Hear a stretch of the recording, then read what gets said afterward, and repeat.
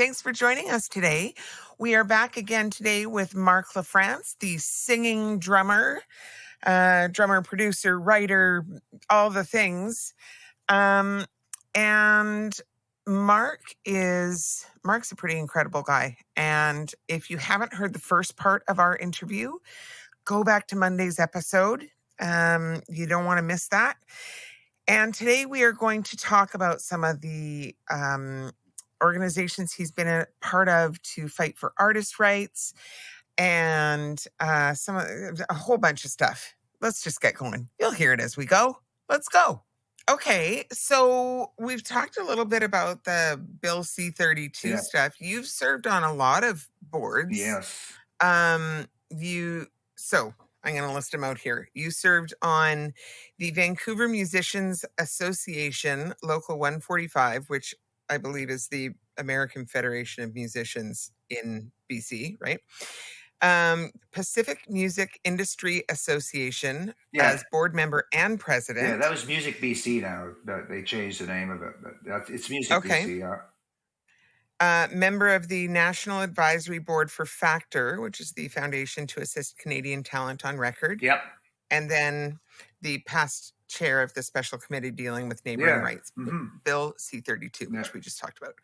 Do you want to talk about sort of the importance of being involved in steering the politics of the music community and the important pieces of those experiences for you? Yeah, like I said, for me, it was a great education, and it also was to be involved to be able to help artists.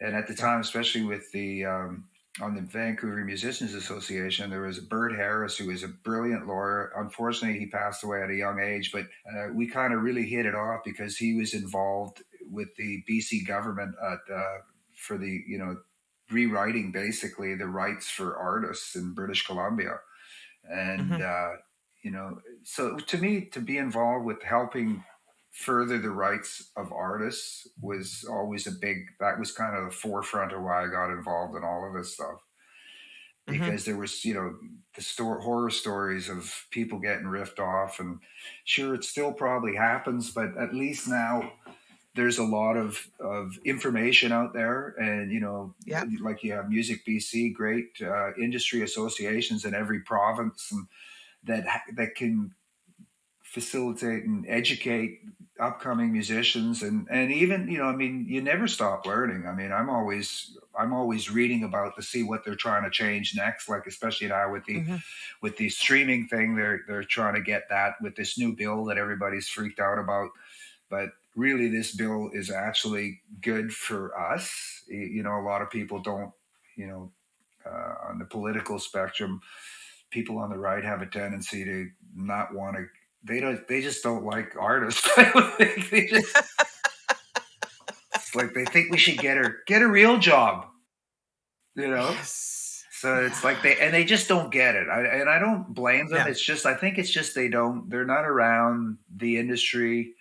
And they don't understand it, so it's an old way of thinking that continues to raise its ugly head. But that's kind of why I got really involved in it, and I feel really proud of the fact that I was involved in that, especially Bill C-32, and I appeared in front of Canadian Heritage, and even though my union was saying a different thing because they didn't understand what was going on, I was saying something different. But we did make a difference with Bill. I think the committee with that was Bert Harris, myself, and Bill Henderson. We spent hours going through that act, making sure. I mean, Bill Henderson's another guy I've got so much respect for as not just an amazing singer and performer and songwriter, but he just had that love of. I mean, he did way more stuff than I could ever hope for to promote. He's been very politically active within music. I did it and actually outside of music too. Yeah, of course, But I kind of did it for that period of time, and then when Gerota came to Vancouver, I wanted to spend time with my family again and stuff. So I kind of and I just went back to being Marc LaFrance, the singing drummer, performer, whatever other stuff I've done. So let's talk about the drummer part, Marc. Yes. You are equally at home out front on a stage with a microphone in your hand or behind the drum kit while singing. Yes, I love it. You want to talk about the combination of those skills? It's not the most common No, it's not. There's combination. not a lot of guys, but there's, Don Henley, and Ringo Starr too. I mean, a lot of there's a drummer that a lot of people have underestimated, but my Lord, you listen to the takes, the playing that he did on those Beatle records, and they still to this day, they were like revolutionary. You know, guys like John Bonham and other drummers were able to take it to different levels because it was a different style. But talk about guys that know how to play to the song and react to the song drumming wise. And I think the fact when you got the connection as a vocalist, you have a tendency, you're not going to start throwing fills all over the place to take away from the lead vocal, right? Yes.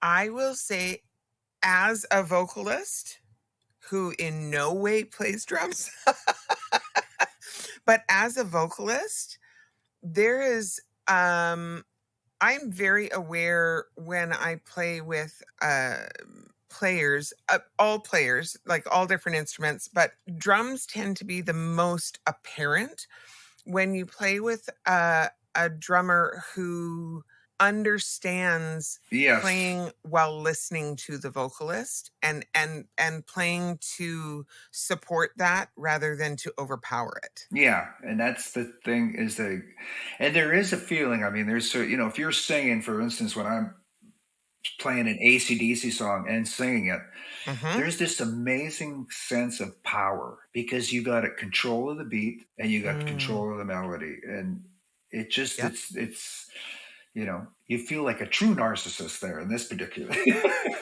But it's like it's just I don't know, it's just a great. I love the physicalness, and you learn. Obviously, when I'm learning a song, it takes a while for me to get it right because for singing, I gotta know where I'm gonna put my breaths because when you're drumming, it's like it's a cardio workout. So it's a cardio workout. I just love it. But it's that connection of doing both and making sure you're playing the right thing to support. I guess that's why I've had the good fortune of being able to support so many different artists, along with my band Cease Desist, Mick Delavie and Brent Knudsen. We did a military gig with Sean Varro, which we backed up. Went to Latvia in November to support our troops. We have like 700 troops that are part of a NATO mission and we flew all the way there, did a 90-minute show, hung out with the troops, and then came home. But I mean, to be able to support other artists, you got to know when to shut the fuck up. Because nobody wants somebody flashing behind them.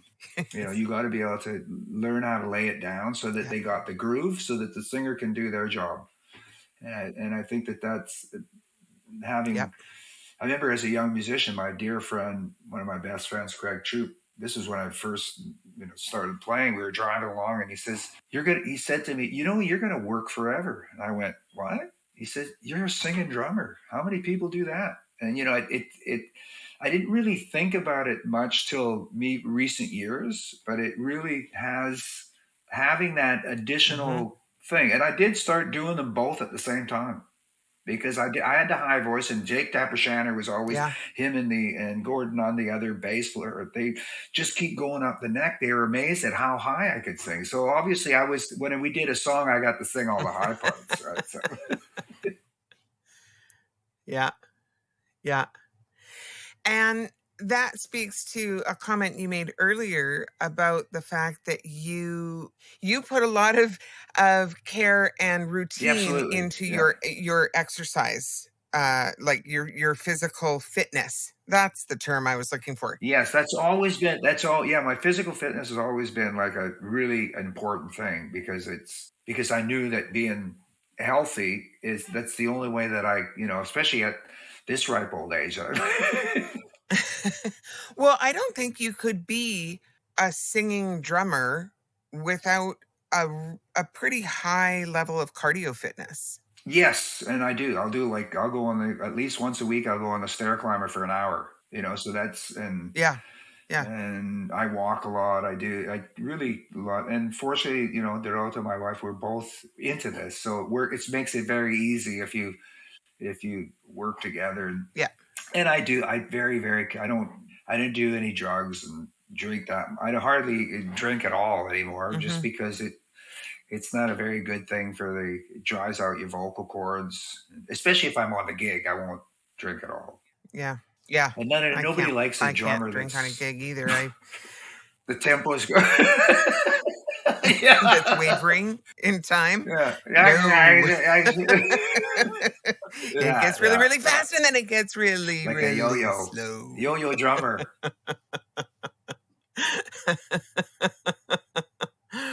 And does it feel different as a performer? Like, do you have a preference singing from behind the kit or being out front? Because I've seen you do both, and you look, to me, as an audience member, you look equally comfortable in both roles. Yeah, I do. I feel pretty comfortable doing both. I mean, I have a tendency to do way more drumming and singing just because of the nature of my work. But yeah, I do really love doing both. It's a great. I feel very fortunate that I'm still able to do it, because there's you look at we're losing a lot of our, and even some of them are not capable of performing anymore. Yeah. Yeah, it's true. And yeah. Like for instance, Phil Collins, who was an amazing drummer and singer, and he's had that. I'm not sure if it was this, I've also been very, like I said, when I'm singing and drumming, I've always, and I know my crew always, they laugh, it's got kind of a joke in the background thing that they look at me because I sit so straight, because I've always had my microphone in a certain position where I'm very conscious of so that's probably helped, because a lot of drummers end up slouching over their drums, and I've always been very conscious of being straight when I'm, singing, because you got the mic's right here, and I never was big on the, people having the. You can't work it if you're going to go hit a full voice note, and you're, sometimes you got to be slightly off the mic, not too far, because those usually use the 58, the Beta 58, and you kind of for them to work, you almost have to eat it all the time, and if you don't have, some gigs you have a sound in, some gigs you don't. So you gotta work your balances. Yeah. And so talk a little bit. I mean, this is a pretty niche question, actually. But I have worked as a voice teacher. I have worked with a couple of drummers who are singing drummers. And one of the issues that is consistently a challenge is figuring out how they can position their microphone that doesn't get in the way of their sticks. So a lot of them end up positioning their microphone to the side, which is not optimal for singing stuff, muscle use and stuff. If you're always twisted, that's not great. So do you want to talk a little bit about your mic configuration? I have my configuration is right in front of my face. So I have it so that the stand comes on. I used to have two booms that would come down but overhead. Overhead. But I just use one boom, and it's right perfectly. I put it in the right position, and I just work around that.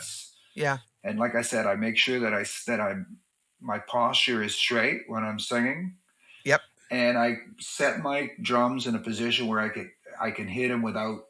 I don't have a lot of drums. I used to, as a young musician, I had now I have like a tenor tom, a floor tom, a hi-hat, very nominal kit. Yeah. I find if you have too many drums, you're going to play too much. Yep. If it's there to hit, you're going to hit it. So, but I don't know. I just like that. So I keep them. It's very important to have the microphone right in front. And you figure out, you learn how to, I've been doing this for so many years. You sort of, but that's the thing. You always have it positioned right. Now I can't sing like that. I could No, never I do can't. that. I mean, singing Twisted, for those who are listening and not seeing what Marc's doing, like, yeah, singing with your head twisted to the side is just, it's not optimal No, for no. a consistent, this is the way I always sing. But I do get like I do get after performance, and I do have to do. That's why I do a lot of stretching all the time too, because Yeah. you're holding your head at this position, and your body is moving around all wherever the drums are. So you got So your neck ends up being sort of yeah, a little stiff. stiff, but I do get. I did this Yep. intramuscular stimulation, which works really good. Yeah. Have you ever tried? IMS Yeah. dry needling. Oh man. I get it all Oh the man. When they time. hit that point, Lifesaver. especially like in the neck, that's my favorite. When Mm-hmm. they hit you back in that neck, it just boom. You feel that muscle release. Yep. Yeah. Yep. Yeah. And I've seen you play, and it's not like you don't hit hard. No, I Like, can hit pretty hard. But, you hit pretty hard. So that has always been the issue with the boom coming from the side for the drummers that I've worked with, is that on the upstroke of their yeah. hand, they're worried about hitting the Yeah. boom. But you know what? I had back in the day when I was in Crowcuss, I played a little club called Rohan's. It was a legendary Yep. room, and this amazing drummer, Duras Maxwell, who played with Yep. Powder Blues and with Jerry Doucette. He liked the fact that I was a singing drummer, so he actually took me aside and says, I noticed that when you're drumming, you're choking up on your stick too much, so the stick would be. And he says, so he showed me this technique of when you're even to play a heavy hitter, you don't have to be going like way up in the air and smacking down. It's like cracking a bullwhip, Yeah. right? So you can get power from your wrist without being overly dramatic. So that really helped a lot. He was such a character. He was one of my favorite drummers. Boy, could that guy lay it down, and he had fills.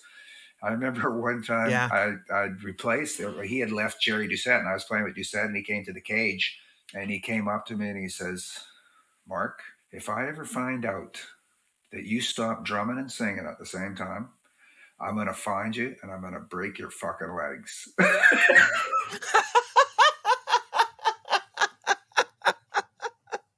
Yes, sir. So that's why I continue to play. Mind you, he has passed away, but still, he was. Man, That's another good thing that throughout my career, I've always had really great mentors. Like even as a young, the Burton Cummings and the Kurt Winter, these guys would come and see me play in my early bands, and hey, kid, you're singing great, you play great, keep doing it. So I had that encouragement that kept me wanting to do it. And that's an important thing too, to have your peers and people that have been successful acknowledge that you can, give you that boost so that you can keep, because everybody needs to be encouraged to. Absolutely. Are there any, and you can talk about specifics or you can talk in generalities, but do you want to talk about the relationships that have really sort of helped you get from Absolutely. there to here? There's, first, obviously, there was Jake Tabershaner, and Glenn Leisinger, and then in my later bands, Craig Troop and Rob Langdon. These were all older guys that I learned a lot about harmony and how to sing. And then when I was in Crowcuss, Bill Wallace was another guy who was brilliant, and Herman Froome, and just all these different guys that I play with. And then Paul Dean was, got me on the Loverboy stuff. Bob Rock was, all of these, Jim Valance, Brian Adams. I mean, he was, working with him, and he hired me to sing. He was producing Carly Simon, and he got me to sing backgrounds on the cut that he was producing. And working with the Trooper. I ended up working with Trooper. They just got inducted into the Canadian Hall of Fame, and Ray sent me a little note the other day wanting my address. Apparently through default, because I played with him for a couple of years, I'm going to be in the Hall of Fame.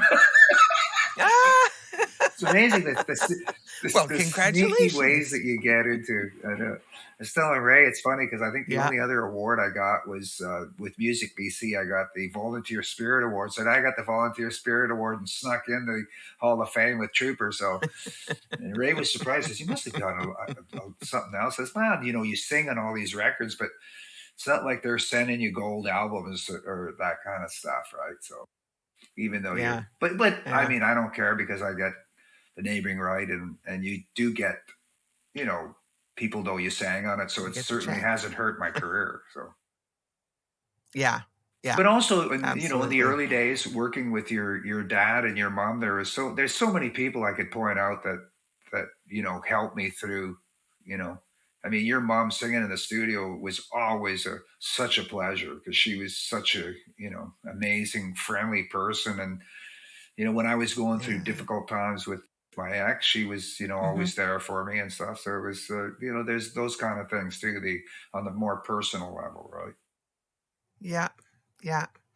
I think it's the, the music community is viewed as, or the music business, I should say, is viewed as a very competitive business. And Yeah, on of some course it levels, is. it is. But the interesting thing is that, like, in all of these interviews that I've been doing on this show, it that's a piece that we often talk about, and almost without fail, everybody's story is about the supportive community that exists in the music community, and how Oh yeah. collaborative it is, and that's their experience, not this cutthroat. I Yeah, think that some of the cutthroat stuff too comes through because it makes good print, right? People yeah, love, especially nowadays with social media, people just love to, it's like they like to tear people down. They don't, it's like they don't, maybe because they don't have success themselves, they love to just rip other people apart. I don't know. yeah. I got I've had so many great relationships with people over the years just from performing and playing with them that some of the things you've gone through with with Mick, with Cease and Desist, for instance, we've never broken up. Hmm. Mick and I have been working together for over 36 years, I think. Brent, 34 years. And we played with a whole number of different artists at the same time. And yeah, it's been like, we're like brothers. Yeah. And we've all gone through the Yep. divorces and unfortunate deaths and all of that what life throws Hmm. at you. It doesn't matter who you are. Hmm. You get to a certain point in life, you've been on a roller coaster. There's great stuff and horrible stuff happen at the same time, but it's just how you maneuver through those times that help make you a better person, Yeah. and help you with trying to keep developing your career and longevity, because I mean, right now I still almost pinch myself every day that I'm able to continue doing what I do. And I mean, I have no thoughts Yeah. of wanting to even retire as long as I can keep playing a certain amount every month, recording a Hmm. certain amount every month. But in the meantime, having that balance between family, because you want to make sure Hmm. having the person that you love, and you want to be able to spend as much time with them and do things. But that's why it's nice, we do a cool gig like this cruise we did. Dorota will come with me on the, and so Yep. you try and keep everything moving in the direction that you won't destroy Yeah. Yeah. another relationship. Yes. I think with age comes wisdom, right? Yes, I think so. You like to think that. Yeah, yeah, I would say Yeah. so. Um, so you've done some interesting musical work that was outside of the traditional musical lines, things like the stuff you did with Scholastic and the video game stuff and working in animation. Do you want to talk a little bit about those other projects and how those came to be? And Yeah, it's kind of funny because when I was doing session stuff, there was my middle daughter, Jeunesse. She was in the back seat and she was asking me if I'd ever been to this place called Babblebrook, and I went, I'd never heard of that. So actually, then I ended up collaborating with Bob Buckley, and we did this, and we ended up Mhm. writing a bunch of stuff for CBC Sesame Street. So we had these claymation segments that were used. And then, like I said, everything from that, there was another Cackleberries. They had seen the work that I'd done with that and went, oh, could you be our music supervisor and write, so I ended up getting that project, which did pretty well for a while. And then out of that, a friend of mine was selling Scholastic products to the schools. So he was hooked me up with Scholastic books to do this.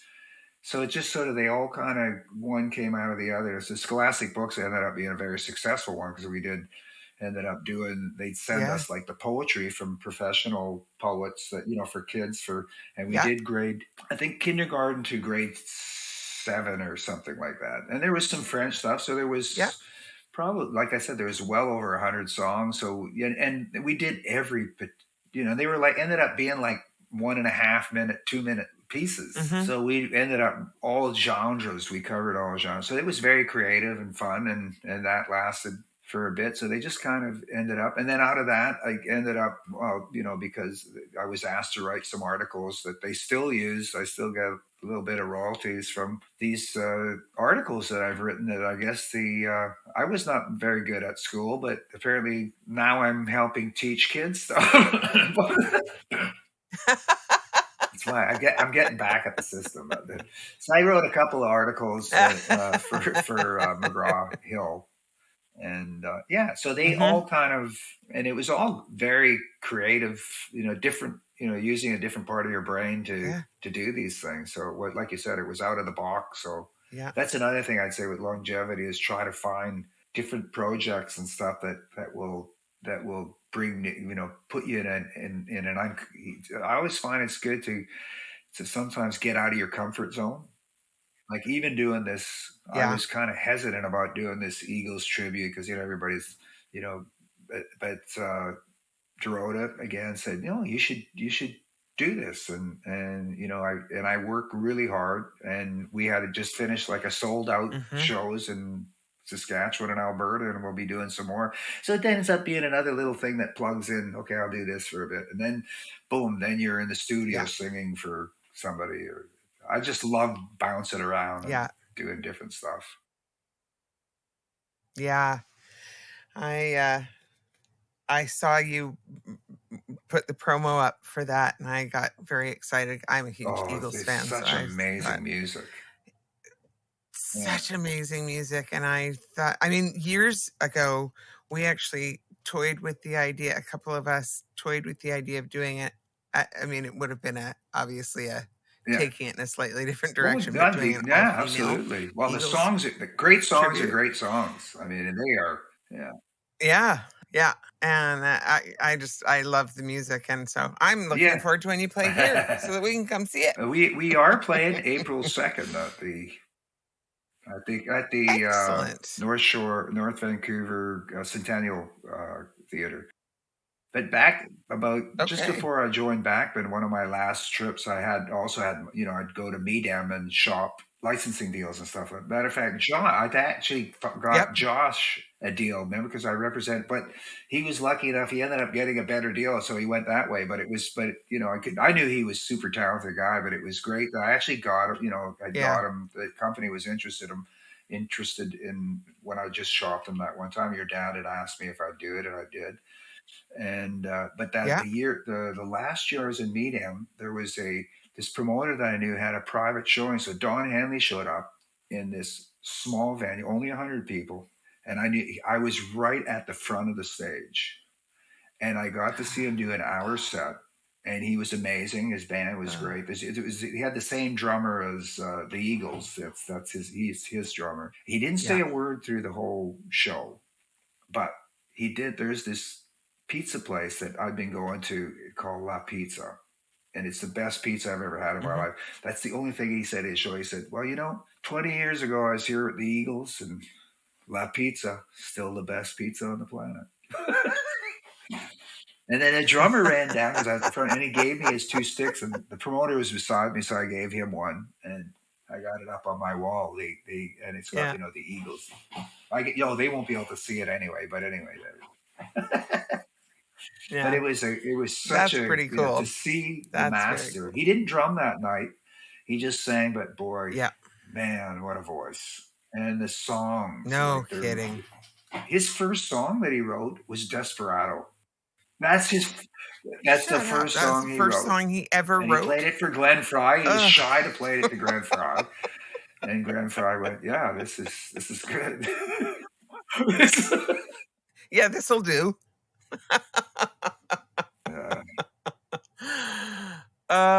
Yeah. Well, it's I'm very grateful that I actually did get to see them in concert one time. It was my parents. Yeah. It was the Hell Freezes Over tour. I mean, it was quite a long time ago, but my parents went and saw them, and they were playing 2 nights in Vancouver, and they came home and they sent Josh and I to the second night and said, "You guys have to go see this." And we had nosebleed seats, but it didn't matter. And I'm so grateful that I got to see them live once, because they're probably my all-time favorite band. I'd have to say they're for me. I mean, the Beatles were always like, the Beatles are the Beatles, but I'd have to say too, as far as they're, to me, are like probably one of my favorite artists for sure. I guess all of us, I have a favorite artist that changes every day, but it's like, yeah. So, is there anything that you often see sort of missed or misunderstood by artists? Well, I think when it comes to young artists, when people come up and go, well, what do you I'll ask a young artist, well, why are you doing this? Why do you want to do it? If they say to me, it's because I want to be rich and famous, I tell them, don't do it. Because to me, I started doing music because I love it. And when I started playing, I wasn't thinking about being rich and famous. Yeah, maybe a little bit because of the Beatles. We always wanted to be bigger than the Beatles. Well, that never did happen, never will happen probably. But you got to do it. I think a lot of people miss the reason why they get involved in something. You have to love it like a passion, and you have to work your ass off. But you have to love, and you have to love the work. You have to love the difficulties, and to me, that's the biggest thing, is you just got to love what you do and have a passion for it. And I think sometimes some artists miss that. They're in it for the wrong reason. Yeah. And usually people that end up doing that don't survive the business. Yeah. Yeah. So that would be kind of the biggest thing that I notice overall from being in the industry. People I want to be rich and famous, and going, wow, that's the wrong reason. Yeah. I've heard my brother say, I've always actually really appreciated the way he has phrased this. He said, if there's anything else that you can do, you should. Yeah. Yeah. Meaning, like, if your soul will allow you to do anything else, then you should, because you don't have what it takes to put everything you have into this, because that's what it requires.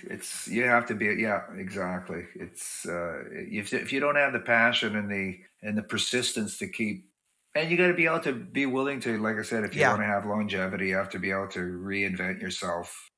Especially like for me, like I said, I never was like in a big group where you make it, with under the guise of one act. I mean, it's, for me, my career has been an accumulation of a whole bunch of different things, and I love the fact that it went that way, because probably at the young age, if I would have been in something that blew up too fast, I might have been a casualty, back in that day. So you always.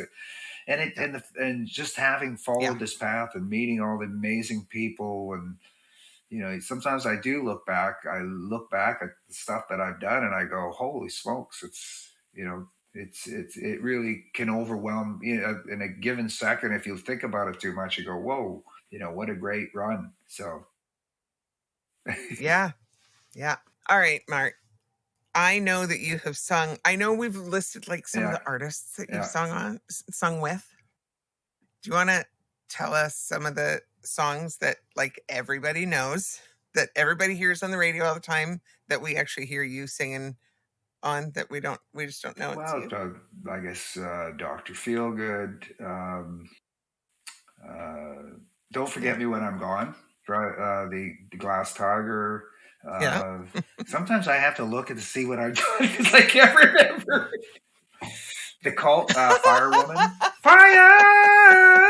Whatever. Yeah. Trying to think of some of the other. There's been a whole bunch. See, I can't remember. I don't know. I got to look through my list. I have to look through. But there's, obviously Bed of Roses, Bon Jovi. Did some Shari Ulrich albums too, which Bruce Miller. I work for the FBI. Nobody will know that one, but I don't think he even remembers. He went off to be a really big. It was funny working with him because I have a funny story. We were in L.A. and we were working at A&M Studios. So Burt Bacharach was walking. My experience with Burt Bacharach, I was in the men's washroom, and this little short guy with gray hair comes in the next urinal beside me, and it was Burt Bacharach. So. And then he picked me up from the Hyatt Hotel one day. I get in the elevator, and there's a shorter black guy, and we have small talk with him. We get out of the elevator, and Bruce says, you know who that was? I said, no. He says, that's Prince. And I said, who's he? Because he wasn't, he had just he said, he's got this song called Little Red Corvette or something. Looks like he's going to happen. So I thought that was kind of a funny story. So he says, that was Prince. Who's he?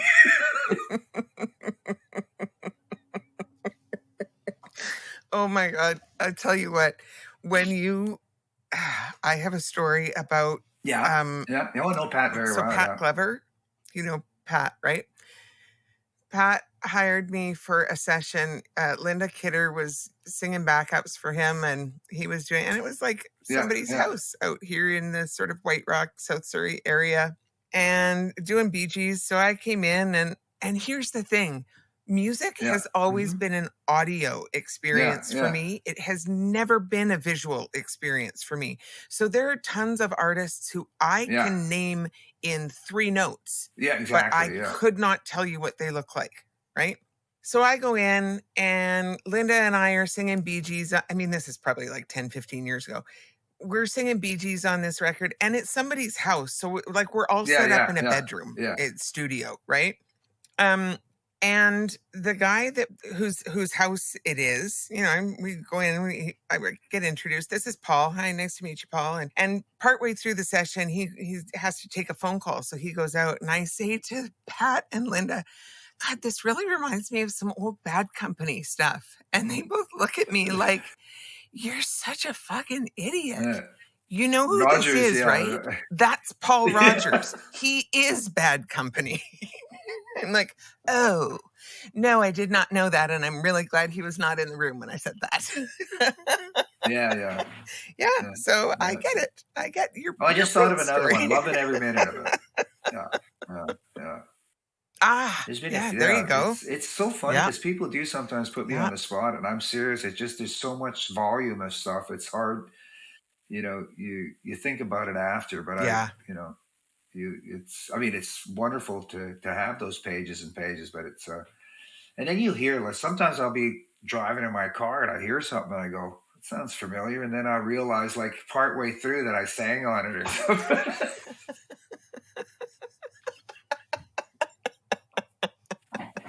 That's when you know funny. You've got a big body of work, Mark.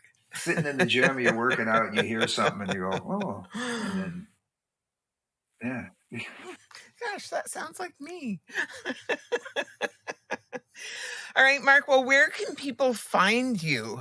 All the socials, website, whatever. What kind of shows do you have coming up? All of that stuff. I do. I've got doing this Eagles thing at April 2nd at Centennial Auditorium or whatever it is. I think it's a beautiful room. And I think we're doing another one on the 6th, but I can't remember where it is off the top of my head. But it's the project is called Take It to the Limit. It's the Eagles, the Ultimate Eagles band or whatever. Yeah, so I should know the name. I should know the names of this stuff better. Something like that. And then I do release a lot of stuff on my own label, which is Delinquent Records. So it's delinquentrecords.com. So you can hear a lot of this stuff that basically my whole catalog, stuff that I wrote with Peter Clark and Doug Edwards from the past and Bob Buckley, all that stuff is up there for your listening. Everything's on all the various platforms, and YouTube. Some of them have videos, and I continue to release stuff I'm going to release another Crowcuss. We're actually finally, after almost 40 years, we rewrote a song that we never released back in the day, and it's fully recorded. It's just got to be mixed. So I'll be releasing that on Delinquent Records. And I have another band I play in called Thunderbird that is kind of a harder edge. And we have another song, just releasing a song at a time. Don't even bother doing albums anymore. I just put, I just do, It's kind of how music rolls. I love these it because days, you right? do one song and each one has its own charm. I mean, that was one of the amazing things about the Beatles, because they took, especially, after in the early days, they do a whole album at one time. But, when they really got into it, they'd work on, get one song and they'd try and get a different drum sound from scratch, every one of them. And that's why they ended up, having such diverse music. So I kind of enjoy that aspect. You finish it, you put it out there, move on to the next one, and hopefully people will listen to it. Or I still work on trying to get stuff licensed and stuff, so it keeps me off the streets. What about social media? Where can people find you? Just on Facebook. If you got Mark, I don't know what if they just Google me. Marc LaFrance. Yeah, there's a bunch of Marc LaFrance. And I'm Instagram. I'll find it and put it in the show notes. Twitter. I haven't gone into the other, the TikTok one quite yet. Tickety Talks? It sounds like a little bit of work. I'd have to go and edit a bunch of videos to get it up there. So. Tell you, my daughter had to send me a video about how to use TikTok. Well, the young kids, they know how to do all that stuff. It's just, I think it's part of their DNA. I felt very old. Well, they've grown up with these, right? They just, so it's the truth. Yeah, it's the truth. Well, thank you so much for joining me today, Marc. This has been awesome. It's great to chat. Oh man, it's always a pleasure being and chatting with you, and we just have so much history, right? So we really do. We go back a long, long way. Like you said, diapers. Yeah. Mine, not diapers, yours. That's right. Yeah, no. I'm getting very close to being in diapers now, but now it's my turn.